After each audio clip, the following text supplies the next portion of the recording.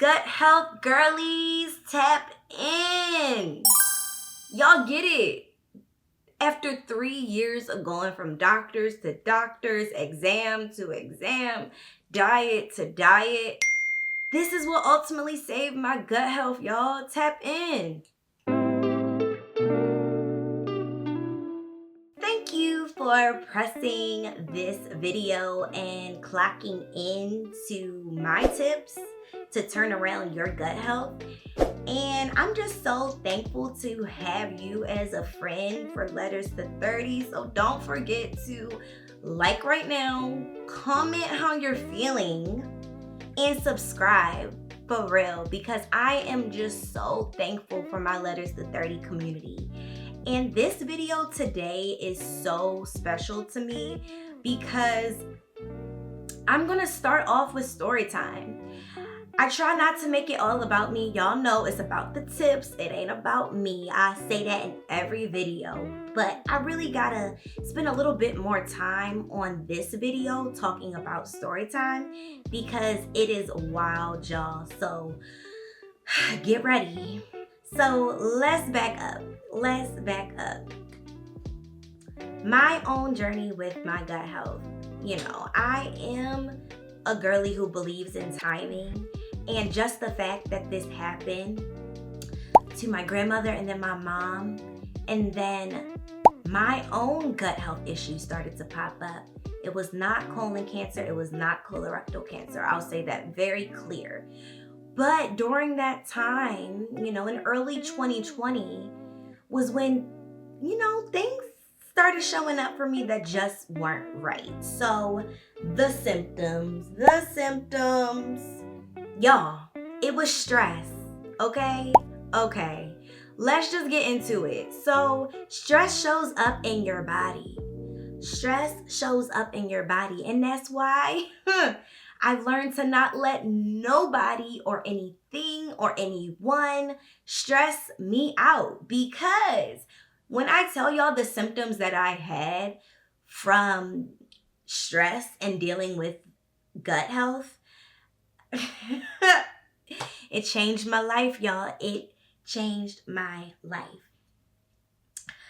So really, this was a 3-year-long journey with trying to figure out what was going on. But when I tell you, I would have sharp pains in my stomach after everything that I ate. I would eat salmon and a cup of rice. Instant pain, okay? Everything that I ate gave me instant pain. You know, it's almost that feeling, and I'm gonna keep it real and open with y'all because y'all are my friends. I literally felt like I had like gas pockets in my stomach that just weren't coming out. Like, you ever had like a gas pocket and it's like, oh, you gotta fart, like you gotta get out the fart? Imagine if you just can never get it out, right? Like, it was so excruciating that I did not want to eat some days. It was so excruciating that I didn't want to get out of the bed some days. It got so bad that I literally would starve myself. That sounds crazy, but that's the truth because that is how bad the symptoms got. My food just was not processing or digesting the same. Yeah, I was definitely stressed during that time. I was living in New York. Always constantly just overthinking in my head. But the point is, none of that stuff was worth what I was experiencing or what I was feeling with my gut. So I made my doctor's appointment. That first doctor's appointment, when I tell y'all, I will never forget what the doctor said to me. The doctor was like, "You're too young and too healthy to be in here." She walked into the appointment saying that, but really left the appointment concerned. After all that I told her with my family history, after I told her my symptoms, but she also just kind of was asking me so many questions that I think she was also a little confused on what this could be, right? And shout out to therapy because I was in therapy during that time. And you know, it was made very clear to me over time that some things really aren't supposed to have a medical diagnosis. Some things really just show up because of how your brain and your mind work with your gut and all parts of your body, your heart, all of it. So basically, after that first doctor's appointment, my initial consultation, it kind of made me leave feeling like a little lost and alone, because not only was that the first thing that she said to me, but also when I left, there really weren't clear steps forward except getting a colonoscopy. You know, it was definitely scary, especially at 26. I think I was 26, maybe 25 at the time. I was ready to do anything. I was in so much pain. I was in so much pain that I would have done anything that the doctors would have told me to do, because Fortune. Hold on, y'all. I was in so much pain that I would have done anything that the doctor would have told me to do. So that's what I did. I scheduled my appointment for my colonoscopy because the first thing first, I wanted to make sure it was not cancer, okay? Okay. So honestly, I had to get a colonoscopy and an endoscopy, and the procedure itself was not bad because I literally went to sleep, and the best sleep of my life, I tell you that. But the day before, when you have to drink all that fluid, and yeah, it wasn't it. It wasn't it. So just so you guys know, my first colonoscopy, I had to take like a Gatorade and mix it with their solution, and that's how it flushed me out. It was awful. I couldn't eat. I was hangry as I don't know what, but I did it. They found out from that exam that it was not cancerous, okay? They found out that it wasn't cancerous, but they were so confused, okay? They were very confused. But it eventually turned out that it was something that they thought was called SIBO. It stands for Small Intestine Bacterial Overgrowth, okay? Small Intestine Bacterial Overgrowth. And I never heard of such a thing. Essentially, it's a form of IBS, and you have your large intestine and your small intestine, and food moves throughout. But there was something with my small intestine where food wasn't really able to process, almost as if like there was too much bacteria, and the food, I could almost feel my food digesting. The moment I ate some food, I could feel it in my stomach trying to squeeze through my tubes. Like, pain unimaginable, okay? Like, I still felt pain. But I kind of told myself I didn't want to have to go through this all again. But I did. So about 2 years later, a year and a half later, I knew I was still experiencing symptoms. And this time, it started to take over my mental health more than the first time. And I really think that it was just because I was exhausted with the process. But through a friend having GI issues, she recommended me to her GI doctor in New York. And when I tell y'all, community, open your mouth, say what's going on, because it'll lead you to the right place. So I made an appointment with her GI doctor. And when I went into that GI doctor, it was a completely different experience than my first doctor, okay? And this time I came in with a different mindset, knowing I needed to prioritize my gut health. So that's exactly what I did. That doctor, she just changed everything for me. I gave her all of my paperwork from my last doctor, told her what she thought it was, but she made me do all of the exams again. At this point, I am broke down. I am sad because I just don't want to have to do it again. But I also know that I can't live. I knew then that I couldn't live with this daily pain. I had to do another colonoscopy. And this time, I'm not gonna lie, like the prep was like 100 times harder because I had to actually take Lactaid, and it was disgusting. But once again, the procedure, easy. I was so happy they didn't find anything, no tumors, no cancerous signs, nothing. So grateful for that. So eventually after that colonoscopy, my doctor put me on an antibiotic, which really cleared everything out. And I've kept that antibiotic name just to be certain. And one thing I will say, ultimately, I did not leave with the full diagnosis. I did not leave with the full diagnosis, y'all. But y'all know what I left with? Mindset. Stop stressing. Stop stressing. I was in therapy. She was like, where do you think it could be from? When I tell y'all, the moment I stopped stressing was the moment that I stopped having gut health.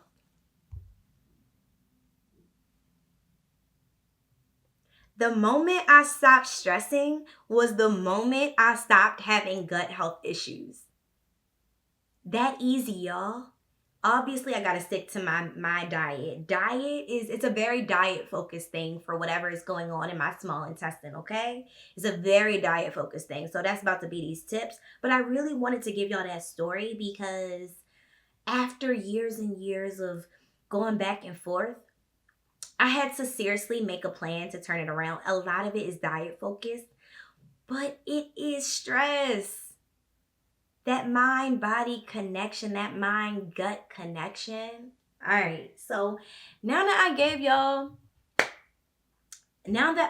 y'all my history of gut health issues, I want to get into these tips. And there's a lot more to talk about where I am today, how I got to where I am today, all of those things. So I really want to make a gut health girlies playlist, a series where we just talk about gut health because it really took over my life at one point, but I will no longer allow it because we got these tips. So let's clock in. All right, tip number one. You know how they say write everything down that you eat? Don't do it. Don't do it, y'all. Don't do it. Write down every time that you feel a pain, a sharp pain. Anytime you feel that sensation that's bothering you, that's what you write down. And write exactly what you ate that caused it. Okay? They say that you know that something is bothering you when you ate it and it hurts like 30 minutes after. Like, it's usually pretty instant. It's not like you can eat something for breakfast and then you start having a pain at night and you're like, whoa, was it that thing that I ate in the morning? Nah, at least that's not how it was for me. So I just was very mindful about writing the things that did bother me, because if I did everything, then I'm overwhelmed. Like, now I want to cry in a corner because why am I doing all this work? So that's my tip number one. Tip number two,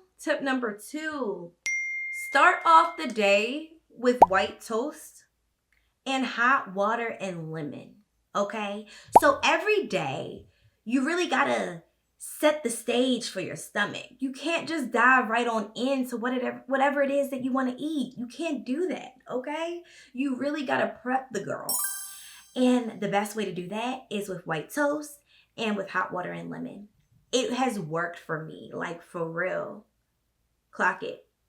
So even if you don't really have gut health issues and you're just having a sharp pain, still do that. Have a piece of white toast and a hot water and lemon. That's all you need. Tip number three.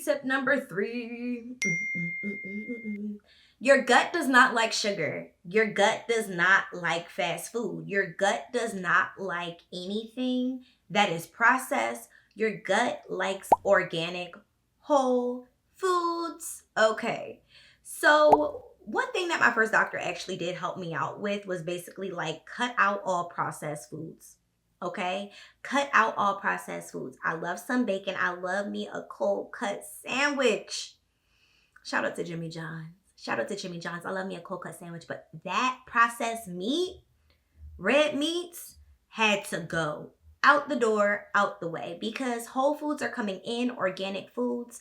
So y'all know I talk about the brands that I love, and this is Mush. You can find Mush if you're based in LA. You can find it in high quantities at, can you see it? You can find it in high quantities at Costco. And if you don't have a Costco or if you don't live in LA, you can find it at Whole Foods. My favorite flavors of Mush is vanilla bean, coffee, and dark chocolate. So, because they keep their sugars low and it is just, what does it say on here? It says clean ingredients, great energy, and fiber. So while we talking about whole ingredients, get foods with fiber in them. Get foods that are clean. So add Mush to your list, okay? Make sure when you're eating these foods that you are taking your time. You need to spoonfuls, and that's it. 1 spoon, chew it up, swallow, sit for a second, and keep eating. And small portions. The moment that you feel hungry, you've got to stop because your stomach will be so mad at you. And that's what happened to me. Like, I noticed the more that I ate slower and the more that I ate less was when my stomach really was happy with me. And I feel like, it just spoke to me there. It grumbled a bit because my stomach and I have the best relationship. Like, we work hand in hand. Like, I know her, like, for real. So those things are universal though. And I know those are things that you should just know from childhood. Eat slow, don't overeat. But like, if you have gut health issues, you really got to lean in on that. Let's get into tip number 4. All right, so fermented foods. I wish I could give y'all a definition, but you know what? Let's look it up. Let me not be lazy. Let's see what the definition of fermented foods is.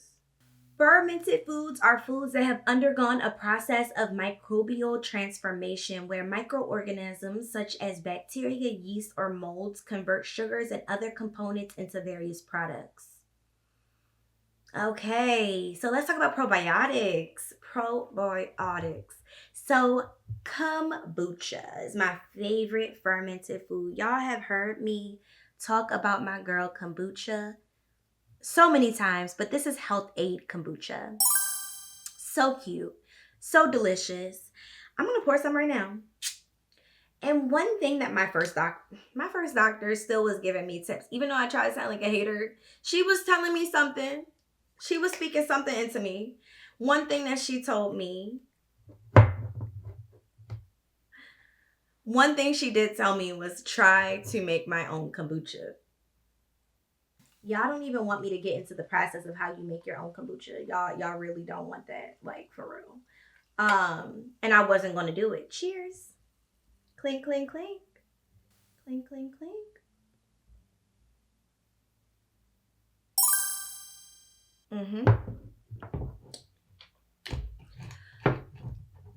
But the point is, kombucha is really the girl, okay? And I also love to put a little bit of kimchi. I get the one from Trader Joe's. I wish I had it here, but I'm in my office, so yeah. But kimchi will do it with you. So if you have a little bit of white rice, that gives you the carbs, it gives you that filling, and then you have the kimchi, that's an instant gut health pleaser, okay? And really, I'm not saying write down the foods that you do like, but keep them in your mind. Like, whenever you're eating something, you're like, oh, my stomach is feeling good. That bowel movement was pretty good. Then you keep that in your head. Like, yeah, that's for me. That's the meal for me right there. All right, y'all ready for it? Tip number 5. Tip number 5. This is my favorite tip. Breathe.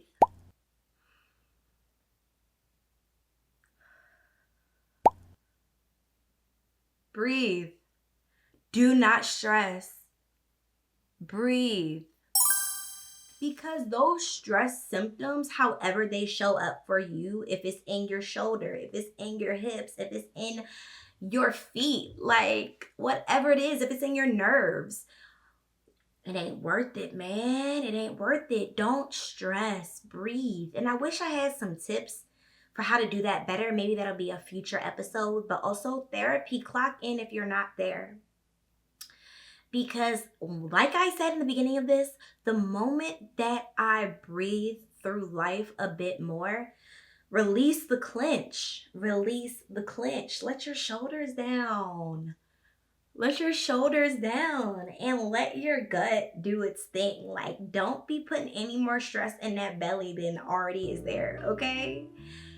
So I hope those 5 tips, like one of those tips at least, spoke to you and you can take one of them to hopefully boost your gut health. But like, those 5 tips turned it around for me, and I really wish I had all of that in a bow when I first started on this journey that had caused me stress. It had caused me stress.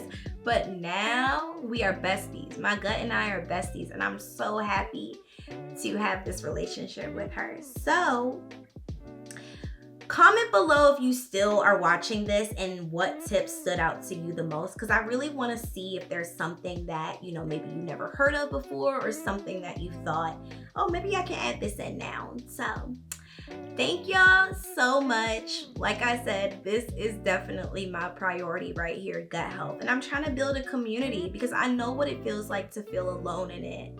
Okay, it doesn't feel good. So tap into Letters to 30 whenever, wherever you're watching this. I love y'all, like, for real. Please comment, like, and subscribe. Like, comment, and subscribe, all the things. Thank y'all, and I'll see y'all next time. Bye.